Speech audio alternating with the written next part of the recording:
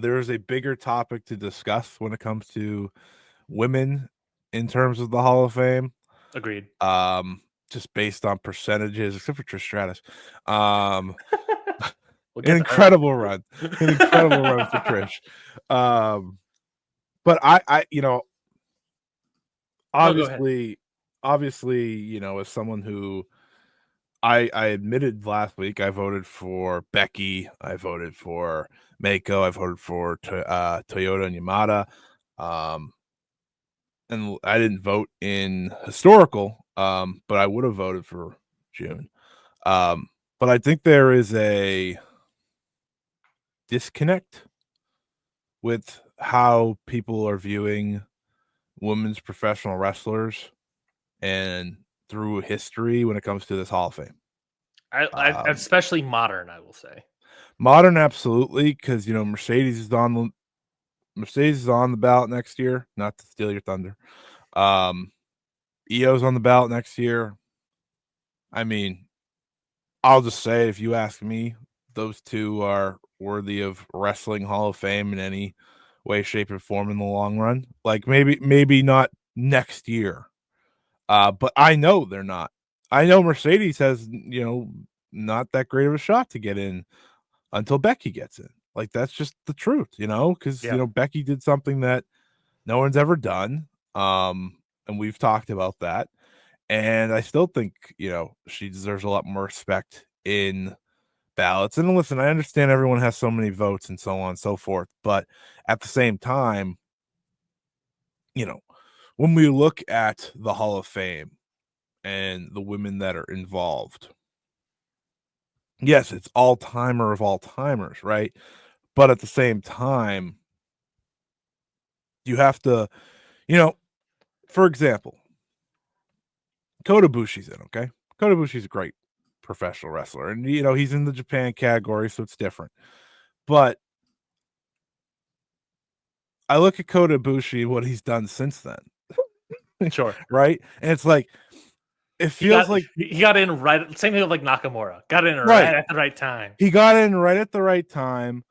And I look at someone like Becky Lynch, and it's like, what? She doesn't need to do anything more. She doesn't. For historical significance alone, to me, she doesn't have to do anything else. Right? Is it because people don't view her as a in-ring, like, great all-time in-ring wrestler? That could be fair. That's subjective. It can be fair. That's fine. Yeah.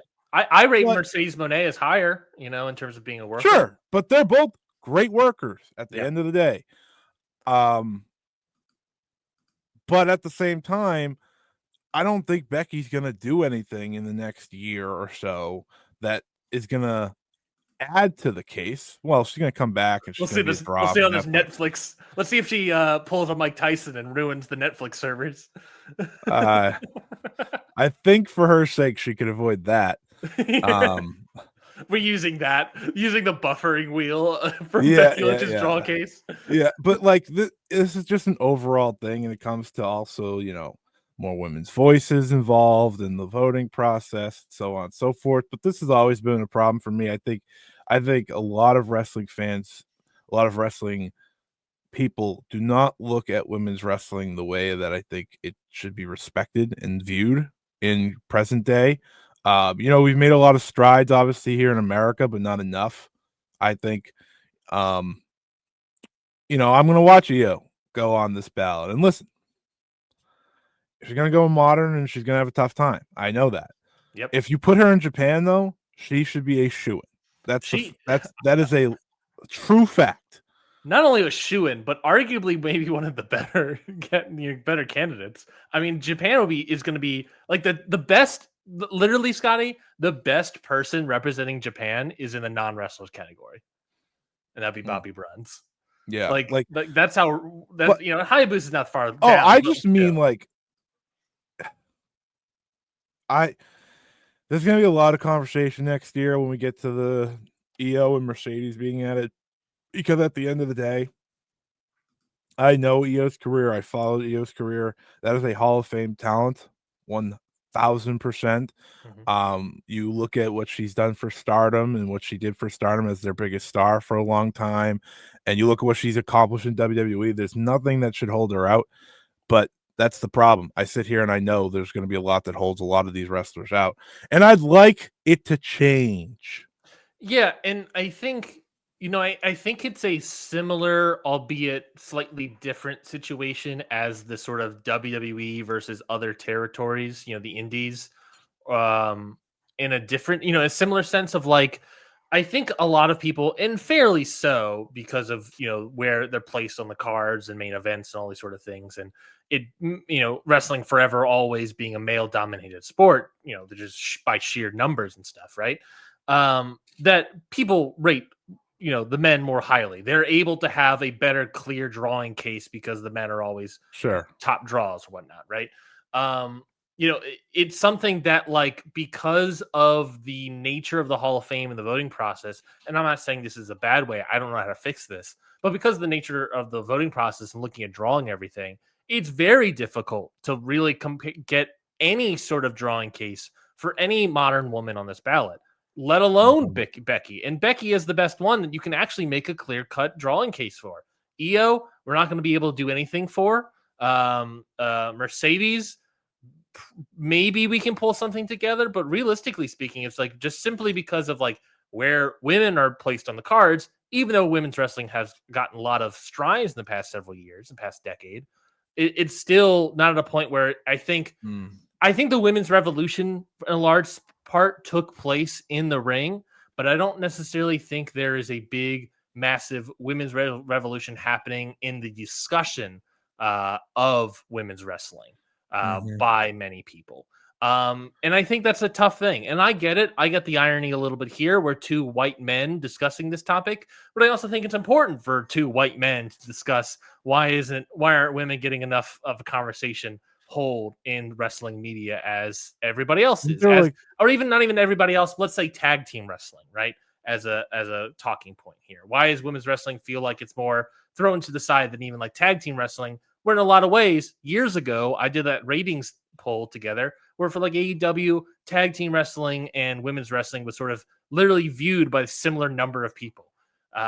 So it's viewed by the same people as the same, but in terms of discussion, there are large voices in the space that kind of hand wave it, and I think that's a little frustrating. And I think that constant year-round hand waving of women's wrestling leads to people sort of hand waving women's wrestling in terms of the modern sense when it comes to ballots like this.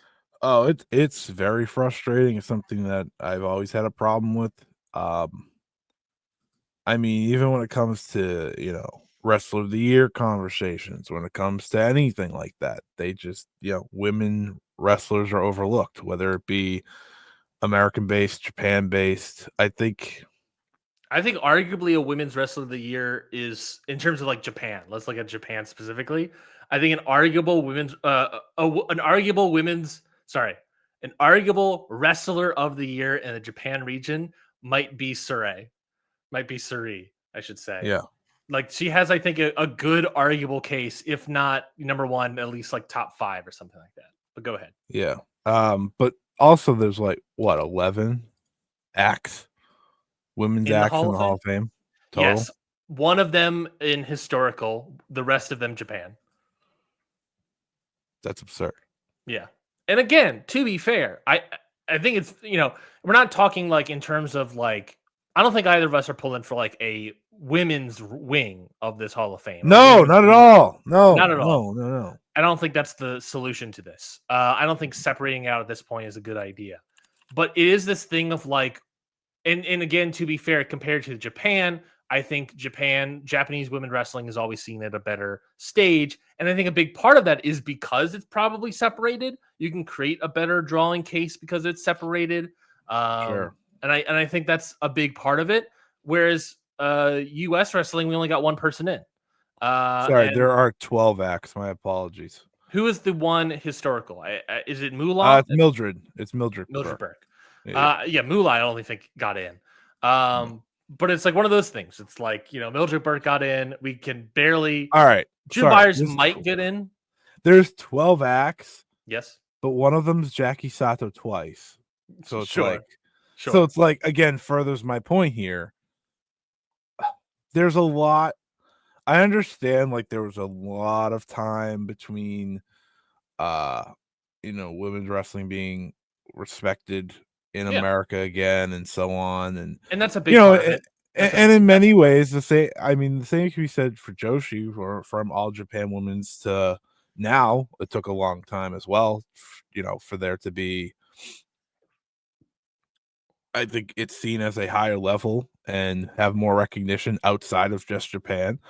Um, but at the same time, there are still all-time people here, and, I do think, like, I think June will get in based I on agree. percentages and whatnot. She also grew this year 54% year over Yeah, year. So she met yeah, 32.7 to 50.4. right. But there's even a couple people from the All Japan Women's Days that aren't even on here. I don't even Mhm. think have been on the ballot before. So Yeah. it's like there's just a change that is needed. And I know I'm not the one to force that change. Like you said, I am a white male. I just I just vote, but it's why I'm always going to vote for these people. Not only because I think they're deserving, but I think you know they deserve more respect when it comes to these votings. Um, it's part of the reason I was just so happy the beauty pair got in last year, because I was like, they have to. Yeah. Like, I was like, they have to. Yeah. But that's a bigger topic point we could talk about more next year, more than anything. So Yeah.